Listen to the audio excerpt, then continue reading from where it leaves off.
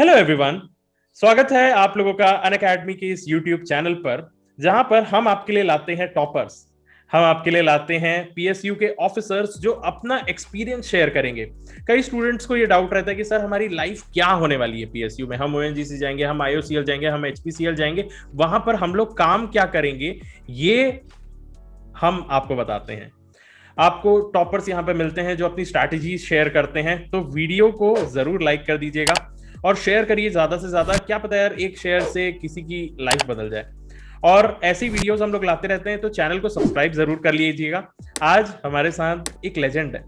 ये लेजेंड क्यों है पता है आपको? इनका रैंक इतना ऊपर नीचे हुआ है कि आदमी, कई बड़े बड़े लोग ये सोचने लग जाते हैं कि ये एग्जाम मेरे लिए बना ही नहीं है। पूरी जर्नी के थ्रू मैं आपको लेके जाऊंगा। बस एक बात बता देता हूँ, सर पहले 2700 रैंक लेके आए, फिर 6100 रैंक, हाँ डिप आया, फिर उसके बाद फिर इंक्रीज करके 144 रैंक लाके आज हमारे साथ बैठे हुए हैं। सर आपका बहुत बहुत स्वागत है हमारे सेशन में। सबसे पहले आप अपने बारे में बताइए। थैंक यू आशीष जी, इतना अच्छा इंट्रोडक्शन देने के लिए मेरा ऑलरेडी। मेरा नाम विकास सिंह है। मैं अयोध्या से बिलोंग करता हूँ, राम जन्मभूमि से के नियर बाय।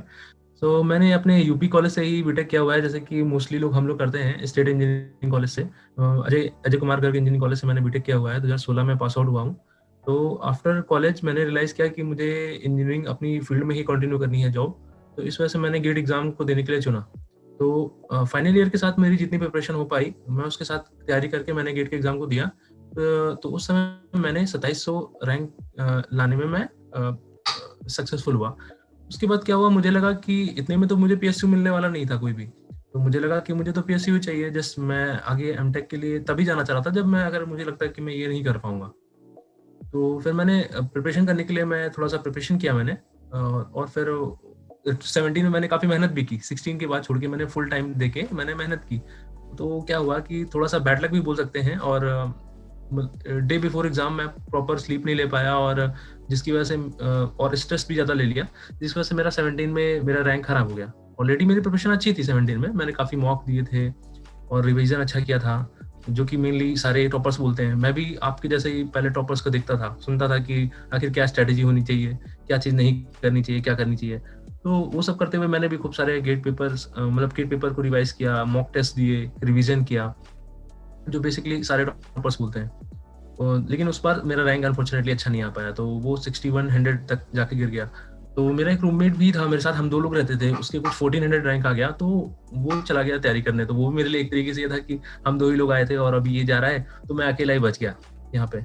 तो फिर उसके बाद मैंने सोचा कि चलो ठीक है, कुछ नहीं है, अभी कोचिंग तो कुछ करनी नहीं है। जस्ट फिर मैं सेल्फ स्टडी से करने के लिए मैं सोचा, मुझे अपने पर बिलीव था कि जस्ट मुझे ये बिलीव तो हो गया था कि मेरा प्रिपरेशन ठीक है, मेरा जस्ट वो दिन अच्छा नहीं गया उस दिन, और मैंने डे बिफोर अच्छी स्ट्रेटजी नहीं बनाई उसकी। मुझे शाम को टाइमली सो जाना चाहिए था, स्ट्रेस ज़्यादा नहीं लेना चाहिए था।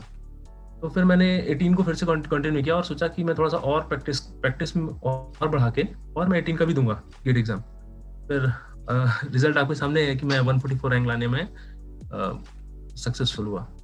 बहुत अच्छा सर, मतलब बहुत इंस्पायरिंग रहने वाली है जर्नी। क्योंकि कई लोग सर मेहनत, मेरे हिसाब से ना, मैं कई बार स्टूडेंट्स को एक बात बताता हूँ, मेहनत कर लेते हैं सर। मेहनत ना, कई लोग, किसी को भी बोलोगे ना आप 6 महीने 1 साल मेहनत करना है, वो बोल देता है कि हाँ यार कर लेंगे, लाइफ सेट हो जाएगी। पर जब आदमी ना गिरता है और फिर उठता है ना, मेरे हिसाब से वो असली बाजीगर है। क्योंकि गिरते सब है सर, है ना। Obviously। ये चीज ना लोगों को महान बनाती है, और यही चीज फिर ना आपके एक लाइफ स्टोरी में आती है कि हाँ यार मैं भी गिरा था और फिर वापस बाउंस बैक किया, और आज मैं एक ऐसे पोजीशन में हूँ जहां पर मैं बोल सकता हूँ कि हाँ ये मेरा सपना है और आज मैंने इसको पूरा कर लिया। तो बहुत कुछ जानने को है सर। मतलब मैं एक एक करके हर एक चीज आपसे पूछना चाहता हूँ, क्योंकि कई बार ऐसा भी होता है ना सर, आपका रैंक गिर जाता है, आपका बहुत सारे साल ड्रॉप हो गया है, तो क्या ये सारी चीजें पीएसयू में इफेक्ट करती हैं? सबसे पहले एक बात यही मैं पूछना चाहता हूँ कि इतना आपका ड्रॉप हो गया तो आपको पीएसयू में पूछा गया, क्या पूछा गया, आपने उसका कैसा जवाब दिया, बताइए। क्योंकि आप 6 पीएसयूज में सिलेक्ट हुए हैं, तो इसके बारे में जानना है। हाँ, एक्चुअली जैसे मैं भी ये चीज़ सोचता था कि मैं 16 पास आउट हो गया हूँ, अभी मैंने 17 में मेरा चला गया। अब मैं 18 में अगर मैं कुछ नहीं कर पाया, तो अगर मैं 19 के लिए मैं जा पाऊंगा कि नहीं जा पाऊंगा, या पीएसयू मुझसे क्या क्वेश्चन पूछेंगे। और पहला क्वेश्चन उनका यही हो जाएगा कि आपने 16 के बाद अभी 19 का दे रहे हो आप। तो ये सब भी मेरे दिमाग में स्ट्रेस होता था कभी कभी। लेकिन मैंने सोचा कि ठीक है, और मैंने कहीं कहीं पढ़ा भी था लोगों में इंटरव्यूज, तो उन्होंने बोला कि आप उसको अगर जस्टिफाई कर सकते हो कि आपने क्या किया, तो वो मैटर नहीं करता, क्योंकि आपने अपनी टेक्निकल नॉलेज एग्जाम में दिखा दी है ऑलरेडी। जो एग्जाम आपने करके अगर आप वहाँ पीएसयू के आपने इंटरव्यू ने कॉल किया है, तो दे नो कि अब वो आपको पर्सनली जानना चाहते हैं आप कैसे हो। बाकी आपने टेक्निकल नॉलेज वहाँ तक शो कर चुके हैं, तो अगर आप उसको जस्टिफाई कर पा रहे हैं तो there is no big problem, like कि गैप बहुत है या ऐसा। वो उनको पता है करंट सिनेरियो में कंपटीशन है तो टाइम लग सकता है। तो सर आप कैसे जस्टिफाई करते थे, जैसे अगर आपको पूछा जाता था तो क्या जवाब देना चाहिए, एक आइडियल क्या जवाब आपके हिसाब से होना चाहिए? ऐसे तो जैसे मेरे तो ये था कि मैं 16 पास आउट हुआ, उसके बाद मैंने फिगर आउट किया कि मुझे पीएसयूज में ही जाना है, इसलिए और लास्ट टाइम मैंने इतना शिफ्ट किया और कर लिया था रैंक, तो मुझे लगा था और मुझे अपने को बिलीव था, तो मैंने अपने को टाइम दिया और I have secured this much rank. मैं तो सिंपल ऐसे ही बोलता था। तो वो लगता था कि ठीक है आदमी को टाइम लग सकता है और उसने सेल्फ किया है, तो maybe he was not able to do the last time, he has done it again. तो सर ऐसे जैसे और भी ज्यादा अगर गैप हो जाए, कई लोग, क्योंकि हाँ आप भी जानते हैं मैं भी जानता हूँ, कई लोग 3-3 4-4 साल भी लगा देते हैं, है ना, तो उनको क्या बोलना चाहिए और इसका कुछ इफेक्ट पड़ता है नेगेटिव, या यही सेम आंसर से काम चल जाएगा? मेरे ख्याल से तो इतना इफेक्ट नहीं पड़ता है इसका, क्योंकि वो आपकी पर्सनालिटी को जज करते हैं। आप जो चीज़ का इंटरव्यू देने आए उसके लिए कितना कीन है, आप उसके बारे में कितना रिसर्च करके आए हैं उस कंपनी के बारे में, या क्योंकि टेक्निकल नॉलेज तो आपने प्रूव कर दी है। आपके अगर एज लिमिट क्राइटेरिया को आप क्वालिफाई कर रहे हैं तो उन्होंने कॉल भी किया है, तो जैसे आपको जज करने के लिए बुलाया है, तो वो इस बेसिस पे तो आपको नहीं रिजेक्ट करेंगे कि आप गैप बहुत है। ये तो मेरे लिए, क्योंकि वो सारी पीएसयूज में मोस्टली बच्चे जो लेते हैं वो फ्रेशर्स ही लेते हैं, कोई एक्सपीरियंस का कोई नहीं है। तो अगर आपने टाइम लगाया है तो आपने टेक्निकल नॉलेज तो प्रूफ की ही है अपनी। मतलब ये वर्थ है आपका, मतलब इतना गैप लेके तैयारी करके, बस एक बार ये रहता है कि आप उस जगह पे पहुंच जाइए, उस लायक बन जाइए कि आप वहां खड़े हो सकें, और फिर तो सब होता ही। अब मेरा सबसे ज्यादा इंटरेस्ट है सर, हम सारे ऑडियंस का, हमारे स्टूडेंट्स का सबसे ज्यादा इंटरेस्ट ये है, ओएनजीसी क्या चीज है? मतलब किसी से भी बात कर लो, चाहे वो किसी टॉपर का हो, किसी स्टूडेंट का हो, उनका सपना होता है ओएनजीसी जाना। क्या है ऐसा ओएनजीसी में, ये मैं जानना चाहता हूँ। सबसे पहले इसके बारे में बताइए, फिर हम लोग पूरे डिवीजन में जाएंगे कि करके कितने डिपार्टमेंट होते हैं, क्या होता है और आप कहाँ पर काम करते हैं, ये 15 दिन छुट्टी और 15 दिन काम वाला शेड्यूल क्या है, ये हम लोगों को भी जानना है। तो बिल्कुल स्टार्टिंग से स्टार्ट करते हैं, बताइए सर। एक्चुअली जैसे मैं आपको बताना चाहूँगा कि मैंने इससे पहले मैं बिहार पावर कॉर्पोरेशन में भी था, तो मैं वहाँ पे इंजीनियर की तरह काम कर रहा था। स्टेट इंजीनियरिंग स्टेट डिपार्टमेंट था, तो वहाँ पे इलेक्ट्रिसिटी डिपार्टमेंट होने की वजह से थोड़ा वर्क प्रेशर ज़्यादा था और मुझे छुट्टी नहीं मिल पाती थी। मेरा होम स्टेट यूपी है, तो इस वजह से मुझे काफ़ी स्ट्रेस था और मेरा बीच बीच में सिलेक्शन हो रहे थे अलग अलग पीसीज में, लेकिन मैं वहाँ से उस समय लीव नहीं किया मैंने। लेकिन जब मेरा ओएनजीसी में हो गया फाइनली, तो मैंने वहाँ पे रिजाइन देके फाइनली इधर ज्वाइन कर लिया, क्योंकि ये फिर मुझे लगा कि एक्चुअली मुझे चाहिए था कि लीव और थोड़ा वर्क लाइफ बैलेंस टाइप का चाहिए था, कि मैं अपना काम कर लूँ तो उसके बाद मुझे छुट्टी मिले, मैं उसको एंजॉय कर सकूँ। मुझे अपना ये मेरा टाइम है और मैं इसको एंजॉय कर सकूँ। तो मेरा ऑफशोर में हुआ था, ऑन ऑफ ड्यूटी में हो गया था, तो इसलिए मैं ज्वाइन करने चला आया। एक्चुअली जिनका भी ऑफशोर में होता है पोस्टिंग, उनका पैटर्न कुछ ऐसा होता है कि 14 डेज ड्यूटी होती है उनकी ऑफशोर में। उनको चॉपर से ले जाके अंदर ही हम लोग का प्लेटफॉर्म वगैरह होता है, वहाँ पे हमारे पूरे प्रॉपर अच्छे से क्वार्टर्स होते हैं, खाने पीने की अच्छी फैसिलिटीज होती हैं, और हम लोग का वहीं पे सारा जो भी काम है ऑपरेशन का है, मेंटेनेंस का है, और बहुत सारे डिपार्टमेंट्स होते हैं। आज तो कोई भी पीएसयू है तो वो हर फील्ड में डील करती है, चाहे उसमें इलेक्ट्रिकल इंजीनियर्स भी होंगे, मैकेनिकल भी होंगे, प्रोडक्शन इंजीनियर्स भी होंगे, केमिकल इंजीनियर्स भी होंगे, और कुछ अलग फील्ड के भी होते हैं, मतलब मशीनिस्ट वगैरह भी होते हैं। तो सब लोग के मिलके ही करके कोई पीएसयू के सारे काम होते हैं। तो जिसका जो डिपार्टमेंट है वो अपना ऑपरेशन करता है। जैसे हम इलेक्ट्रिकल के लोग हैं, तो हम लोग इलेक्ट्रिकल की ऑपरेशन मेंटेनेंस को ध्यान देते हैं कि हमारे जो इक्विपमेंट्स हैं वो प्रॉपर फंक्शन कर रहे हैं, क्योंकि as an we are in oil PSU, so हमारा काम है मेनली ऑयल से, वेल से ऑयल आता रहना। तो वो कब आएगा जब हमारी सप्लाई मेंटेन रहेगी। तो हम इलेक्ट्रिकल इंजीनियर्स का मेनली काम वही है, वहाँ पे रह के। तो जब हम अपनी शिफ्ट से रिलीव होते हैं तो हमारे जो अल्टरनेट रिलीविंग ऑफिसर्स आते हैं वो लोग अपना काम करते हैं और हमको छुट्टी मिल जाती है। तो हम टू एंड फ्रो हमारा ओएनजीसी बियर करता है, इस वजह से हम अपने घर पहुंच जाते हैं, और इसीलिए मैंने मेनली ये चुना था। Very good sir. ठीक है, और अलग अलग जगह पे पोस्टिंग हो सकती है आपकी। रिग हो सकता है, कोई प्लेटफॉर्म पे मेरी पोस्टिंग है, रिग हो सकता है, ये है, शिप्स हो सकती हैं, ये सभी। और ऑफिस ड्यूटी भी बहुत सारे लोगों को मिलता है, इनका 5 days वर्क रहता है वीक। तो ऐसे ओएनजीसी क्या है कि बाकी पीएसयू से पर थोड़ा 19-20 रहता है, मतलब इस वजह से लोग मुझे लगता है ज़्यादा इसको प्रेफर करते हैं। और मतलब बहुत ज़्यादा लोड नहीं होता है, मतलब काम के समय में काम है, बाकी आपको कोई डिस्टर्ब नहीं करता। जैसे मेरी लीव है, अगर मैंने अभी कोरोना के समय में 28 days करके आया तो 28 days की मेरी छुट्टी है, तो आपको छुट्टी में कोई डिस्टर्ब नहीं करता है। वो आपका लीव मतलब कंप्लीट लीव है, आपको लगेगा भी नहीं कि आप 1 महीने कहीं काम करके आए हो और 1 महीने आपको कोई काम आप कर रहे हो ऐसा। तो ये अच्छा रहता है। इस वजह से इवन मेरे दोस्त लोग भी पूछते हैं कई बार कि तुम यार हर बार ही आ जाते हो और बहुत अच्छा हमारा ये है, हर बार तुम घर आ जा रहे हो हर 1 महीने पे। तो हाँ मुझे भी लगता है कभी हाँ सही है। अच्छा करके ना, ये बहुत सही है सर। मतलब वो तो कई लोगों को यही चीज अट्रैक्ट करती है कि आप अपने परिवार के साथ रह सकोगे, नहीं तो कई लोग तो इधर उधर हो जाते हैं, उनको मिलता नहीं है इस चीज का मौका। पर सर जैसे आप वहां पर गए है ना, तो आपको आपका वहां पर जॉब प्रोफाइल क्या रहता है, आप किन चीजों पे डील करते हैं, थोड़ा सा बता सकते हैं क्या स्टूडेंट्स को, क्योंकि वो लोग अगर ओएनजीसी ऑप्ट करते हैं है ना, तो थोड़ा सा जानना चाहते रहते हैं कि यार वहां पर होने क्या वाला है, मतलब मैं टेक्निकल जॉब करूंगा कि नॉन टेक जॉब करूंगा, किस टाइप का जॉब रहेगा, तो आप क्या क्या चीजों को संभालते हैं एक बार। हाँ हम लोग की जॉब जो रहेगी ओएनजीसी में ऑफशोर में वो कम्प्लीटली टेक्निकल रहेगी, क्योंकि देखिए इलेक्ट्रिकल में हम क्या देखते हैं, हम मेनली मोटर्स का मेंटेनेंस देखते हैं, मोटर का ऑपरेशंस देखते हैं, या हम लोग कुछ हैवी मोटर्स हैं लाइक हम लोग के वहाँ पे एमआईपी होता है, मेन इंजेक्शन पंप्स होते हैं है ना, और या वैक्यूम पंप्स होते हैं, टर्बाइन जनरेटर्स हैं हम लोग के, यूटिलिटी जनरेटर्स हैं, तो इन लोग की मेंटेनेंस ऑपरेशन या कुछ इमरजेंसी जो सेफ्टी प्रिकॉशन जो रूटीन मेंटेनेंस होता है वो सब हम लोग वहाँ पे देखते हैं इस चीज़ का, तो वो कम्प्लीटली टेक्निकल है। Offshore is completely technical for any branch.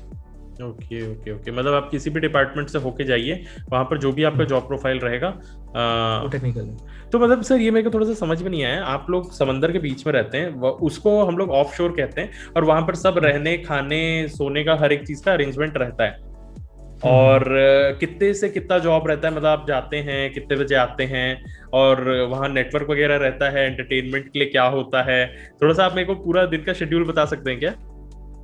Actually हम लोग को जो लीव मिलती है 14 डेज की, वो वहाँ की 12 आवर्स पर डे की जॉब पे मिलती है। हम लोग का 12 आवर का रूटीन होता है, डिपेंड करता है किसी का शिफ्ट कैसे हो सकता है, 8 to 8 हो सकता है, 9 to 9 हो सकता है, 7 to 7 हो सकता है, डिपेंड करता है कौन से प्लेटफॉर्म पे कैसा फॉलो होता है। तो लेकिन ऐसा सच इतना नहीं होता है कि वर्क पूरा है तो 12 आवर्स ही आप पूरा बिजी हो, होता है काम, लेकिन फिर भी पर ये रहता है कि पंच इन पंच टाइम जो रहेगा वो 12 आवर्स का रहेगा, ऐसा रहता है ना। हाँ तो एक्चुअली वहाँ पे कुछ ऐसा पंचिंग टाइप का है नहीं, लेकिन जस्ट अंडरस्टैंड उसके बाद वाला जो शिफ्ट का आएगा वो रिलीव करके जाएगा आपको, तो है। और फिर आप बाकी टाइम में अपने फ्री हो, टीवी है वहाँ पर, न्यूज़पेपर हर सारे तरीके के आते हैं, 16-17 तरीके के न्यूज़पेपर आते हैं, अलग अलग लैंग्वेज, क्योंकि सब इंडिया के डिफरेंट पार्ट से लोग आते हैं वहाँ पे।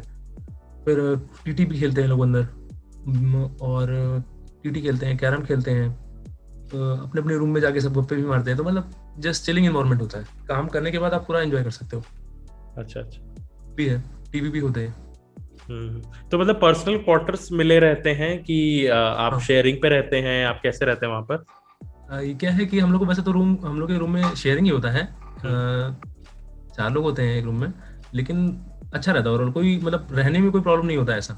रहने में कोई, खाने की कोई प्रॉब्लम नहीं है, आप जो बनाने के लिए बोलोगे वो बना के देंगे, सभी फैसिलिटी, आपके कपड़े साफ हो जाते हैं, जो भी है सब फैसिलिटी रहती है वहाँ पर। अच्छा अच्छा अच्छा, मतलब ये है कि आप अवे फ्रॉम होम एक जगह पे एक रहते हैं, वहां पर जब प्रोवाइडेड रहता है। नहीं, आउट ऑफ क्यूरियोसिटी, मुझे नहीं पता कि कितना कॉन्फिडेंशियल है, पर ये स्टूडेंट्स को लगता है ना, क्योंकि मैं आप ही को बता रहा हूँ सर, कल ही मैं एक ऑफिसर से बात कर रहा था HPCL के, वो खुद ही बता रहे थे कि वहां पर का लोड बहुत ज्यादा रहता है करके, बहुत ज्यादा प्रेशर रहता है, नहीं बनता है ऐसा ऐसा करके। पर मैं वही आपसे एक्चुअल में जानना चाहता था कि किस तरीके का लोड रहता है, क्या क्या कराया जाता है ना, आपके हिसाब से मैं आपको देख के बता सकता हूँ कि ऐसा मुझे तो नहीं लगा, मुझे तो ऐसा नहीं लगता। तो यही है, जो दूर से कुछ अफवाहें उड़ती हैं, लोगों को पता नहीं रहता है ना, तो उनको ऐसा लगता है। मेरे हिसाब से तो आपको देख के इतनी, आपको ऐसा लग रहा है कि यार बहुत अच्छा जॉब है, आप अपने जॉब से सेटिस्फाइड हैं। मैं तो रियली मैं सेटिस्फाइड हूँ और मैं चिल कर रहा हूँ।